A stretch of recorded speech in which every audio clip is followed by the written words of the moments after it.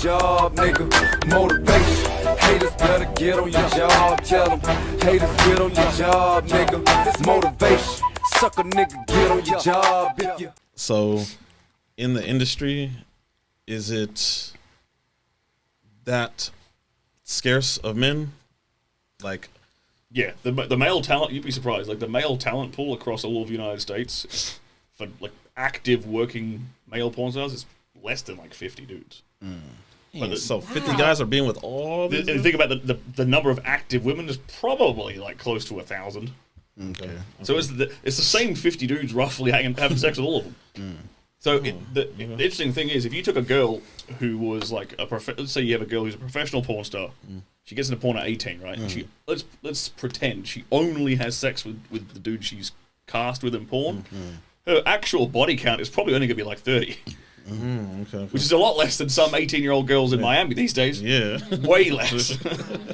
You know, so that's and they're just doing it for the free. Yeah, and it's just it's the same people again and again and again and again. Okay, so I don't know how deep you want to get into the secrets of porn. But I would love it. Let's go. Can we let the viewers know, especially the ladies, on the length of it? Is there multiple edits, or is it if you get a 60-minute porn and they're lasting the whole 60 minutes? Is it the whole 60? Okay, so like 30-minute porno movie, finished product, right? If it's a porno which has like dialogue and some kind of storyline, yeah, like a script. Those are my favorite ones. I like doing that. Right? I like getting into character. Shit. Yeah. That will probably take at least 6 hours, probably 8 hours to shoot that day. Damn. So there's multiple cuts. Yeah. Well, okay, but the fun part is let's say it edits down to a 30-minute video. 20 of that is probably the sex scene. The sex itself, we'll probably shoot that in 60 to 90 minutes max, and that includes we actually have sex twice because we do what we call we do the stills, like the photography first, where we kind of like map out what we're gonna do when the camera rolls, and so but we just like do it like in different poses or whatever, and get the snaps, right? I like that. Yeah, that's my I'm taking a photo pose. So then we get dressed again. And then we have sex for real with the camera rolling. Okay. And we kind of copy what we were doing in the photos, right? And that can take, to get like 20, 30, we always want to get like at least 30 minutes of usable footage. Yeah, we're probably fucking for like 60 minutes to get that 30 minutes. That includes like breaks for water and changing the battery on the camera. You know, like little like So straight through like actual. If you just combine the actual sex, how long is the actual sexual experience? Yeah, probably 60 to 90 minutes. Do you guys ever do bloopers? That's without. I mean, yeah. Is that without? Yeah, so I have to be hard for like minimum an hour. Minimum.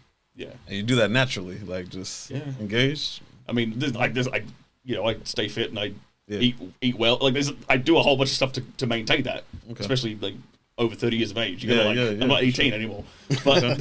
But yeah, that's the requirement. And your books touch on that. Yeah, I could definitely help guys last that long. Yeah, and a large part of that is blood flow too. Like to be able to keep it like there the whole time, you need to have a good cardiovascular system. You need to be healthy. On your part, do you see is there experience or better performance between older girl or a younger girl? The MILFs are way better. Really? The MILFs are 1,000%. Okay. 1,000%. Okay. Yeah, hands down. And it's partly like, okay, they know what they're doing because they've got a bit more experience than the younger chick, but it's also the attitude. The attitude is better because the MILF performers tend to be more like a genuine nymphomaniac. Younger girls tend to be a bit more of a diva. Well, because they say with the girls, they get in their sexual like rage or whatever you want to call it, like late in their 30s. Yeah, I don't necessarily believe that. I don't think there's really any basis. I think that's just something people say. Yeah, okay. That's why I said some people say. Yeah, but the in porn, the girls that either if she's a MILF performer, right? She's either gotten into porn when she's in her 30s, or she's been in it since she was 18 and she's now in her 30s. So she's either been in it long enough and she loves it, so she's sticking around. So she's probably an nymphomaniac. Or, and this is the typical route, a lot of girls from like the swinging scene get into it in the 30s, like they were a swinger or whatever, so they're already a very sexually charged woman. And they're like, you know what? I'm going to go do this finally. This is Yeah. a fantasy of mine. And she gets to explore all these different fantasies of hers. So the MILFs tend to be way more fun to work with. And unfortunately, because I'm the dad, I don't get to work with them very often. They get some like scrawny, Yeah, the younger 12-year-old dudes. looking boy. You said you literally find out that like the day of the shoot. I find out who I'm shooting with the night, but like 10 p.m. the night before. So you're like, oh fuck, I'm the dad again. Yeah, basically. So I'll know roughly, like, I'll know what studio I'm shooting for. Like, okay, this week it's like Brazzers, Evil Angel, Kink, whatever. But I won't have a clue what the script is or who I'm shooting with, and typically until like the day before. Okay. Yeah. To brush up on this real quick, since like we know you travel, you're always overseas and stuff and all the time. Too much. Is there a different sexual experience with women, Eastern women and Western women?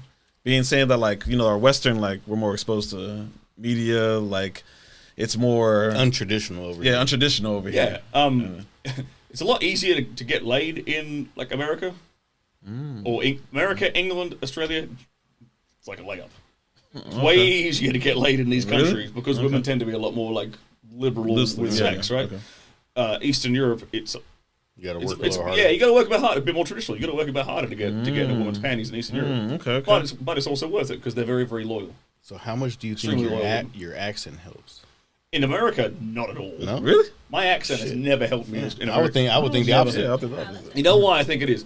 Because I lived. The two places I've lived has been L.A. and Miami, full of Latinos. Yeah. Oh, They don't have a clue Yeah. what in Australia. I get you. They can't I tell. get you. The same Yeah, reason yeah. I can't tell if your accent is Mexican or yeah. Argentinian Yeah, yeah. or Yeah, Cuban or whatever. I don't have a That's all. clue. All sounds the I same, don't speak yeah. Spanish. Yeah. Okay. It's the same way that she can't tell if I'm English or Australian or Yeah. New Zealand or can't yeah.